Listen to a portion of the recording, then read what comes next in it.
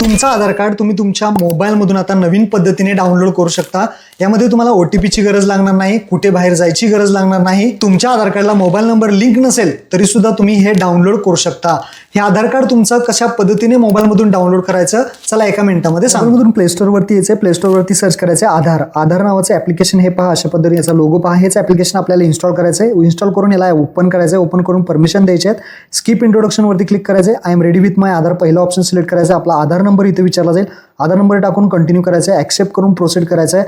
तुमचं जे काही सिम असेल ते सिम इथे कोणतेही सिलेक्ट करा। सेंड SMS वरती क्लिक करा। पॉपअप येईल, पुन्हा सेंड करा।